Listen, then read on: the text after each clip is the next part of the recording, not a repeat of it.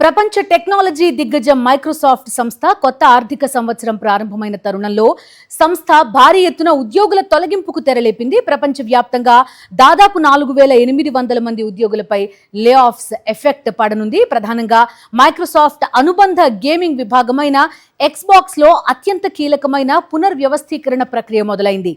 లాభాలు పడిపోవడం, ఏఐ టెక్నాలజీపై పెట్టుబడులు భారీగా పెరిగిపోవడమే దీనికి ప్రధాన కారణంగా తెలుస్తోంది.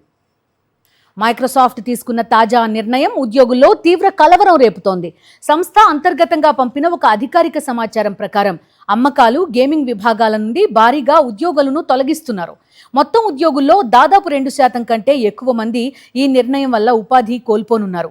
అయితే గత ఏడాదితో పోలిస్తే ఈసారి తొలగింపుల సంఖ్య కొంత తగ్గినప్పటికీ గేమింగ్ రంగంపై మాత్రం దీని ప్రభావం తీవ్రంగా ఉంది. ఎక్స్బాక్స్ విభాగం కొత్త అధిపతి ఆశా శర్మ ఈ ఉదయం ఉద్యోగులకు పంపిన సందేశంలో తమ వ్యాపారం ప్రస్తుతం ఆరోగ్యకరంగా లేదని స్పష్టం చేశారు.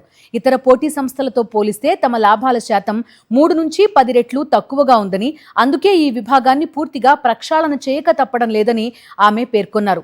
ఇందులో భాగంగానే కేవలం గేమింగ్ విభాగం నుండే దాదాపు 3200 ఉద్యోగాలను తొలగించేందుకు సుదీర్ఘ ప్రణాళికను సిద్ధం చేశారు. అందులో భాగంగా సగానికి పైగా ఉద్యోగులను ఈ రోజే తొలగించారు.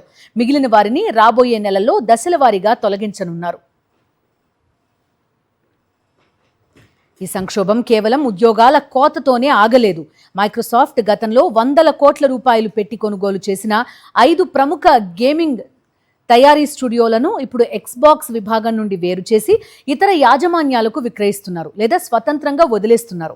కృత్రిమ మేధస్సు రంగంలో గూగుల్, అమెజాన్ వంటి సంస్థల నుండి వస్తున్న విపరీతమైన పోటీని తట్టుకోవడానికి మైక్రోసాఫ్ట్ తన పూర్తి వనరులను, నిధులను కృత్రిమ మేధస్సు మౌలిక వసతుల వైపు మళ్లిస్తోంది. ఈ కారణంగానే సంప్రదాయ సాఫ్ట్వేర్, గేమింగ్ రంగాలపై నిధుల కోత విధిస్తూ ఉద్యోగులను రోడ్డున పడేస్తోంది.